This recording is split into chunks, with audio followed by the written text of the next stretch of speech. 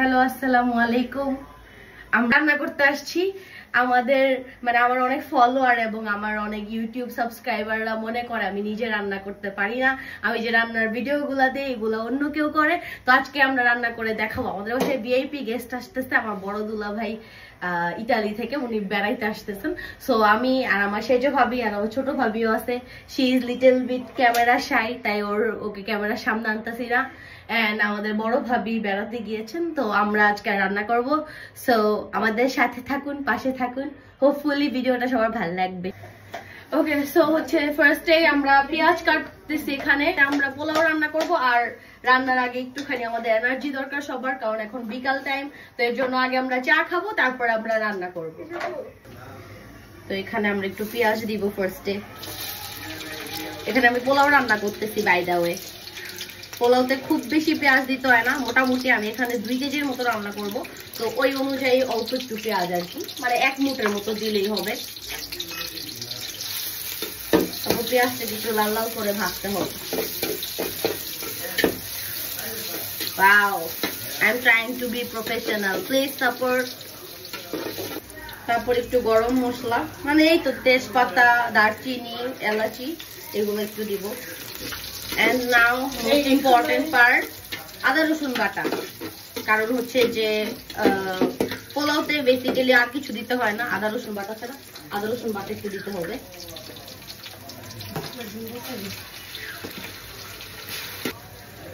তো এখন হইতাছে যে আমরা পোলাও চালটা দিব। চাল দেওয়ার পরে আমরা হচ্ছে যে পানি আর লবণ মেজারমেন্ট করে দিব আর কি, দিলে বোঝা যায়। আর হচ্ছে যে এই টাইমটাতে অবশ্যই চুলার জালটা একটু কমায় নিলে ভালো, না হলে তেল ছিটে হাতে পায়ে পড়তে পারে, গায়ে পড়তে পারে, তখন এটা ঝামেলা হইতে পারে আর কি। এই তো। And now আমি খুব বাজে লাগতেছে আপনাদের, দেখো, নেভার মাইন্ড, আমি রান্না করতে আসছি। And now আমি লবণ দিব পরিমাণ মতো। আমি ছোটবেলা থেকে শিখে আসছি যে কোনো পরিমাণ মতো লবণ দেয়।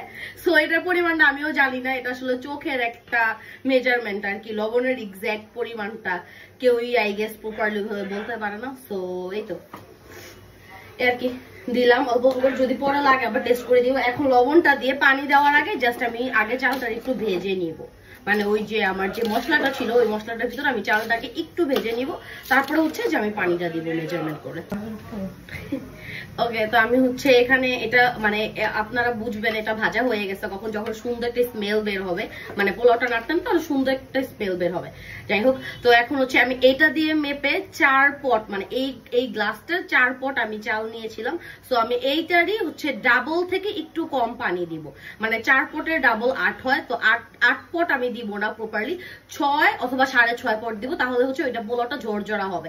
আমি যদি এক্স্যাক্টলি 8 পট দিই তাহলে ওইটা নরম হয়ে যাবে, তো এর জন্য একটু অল্প দিতে হবে।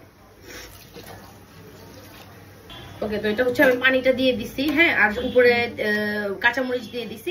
এখন এটা হচ্ছে যে এটা যখন পানিটা যখন শুকায় শুকায় আসবে, মানে পুরোপুরি একদম লেগে যাবে না, যখন হালকা হালকা পানি থাকবে, তখন আমরা চুলার যে আঁচটা ওটা একদম লো ফ্লেমে করে দিব, যেন এটা আস্তে আস্তে আরো ভালো মতো সিদ্ধ হয়। পোলাওটা মোটামুটি হয়ে গেছে, এই যে অলমোস্ট। এখন হচ্ছে যে এটা নিচে আমি একটা তাওয়া দিয়ে দিছি, লোহার তাওয়া, তাহলে এটা যে মানে একটু যে মানে এটার মধ্যে হালকা একটু ভিজা ভিজা ভাব আছে, হয়ে গেছে, ওই ভিজা ভিজা ভাবটা চলে যাবে আর কি। ওইটাতে আমি একটুখানি ভাপে রাখলে ওইটা আর একটু ঝরঝরা হবে, আর ভিজা ভিজা ভাবটা চলে যাবে। 10 মিনিট বসায় রাখলেই হয়ে যাবে একদম পারফেক্ট। আমাদের অন্য আরো অনেক কিছুর কাজ চলতেছে, আসলে আরো অনেক কিছু রান্না করব। সো বাকি ভিডিও গুলাতে মেবি একটাতে আমি জাস্ট পোলাওটাই রান্না করা দেখাবো, আমার অন্য ভিডিও গুলাতে আমি হচ্ছে বাকি জিনিসগুলো রান্না করা দেখাবো ইনশাআল্লাহ।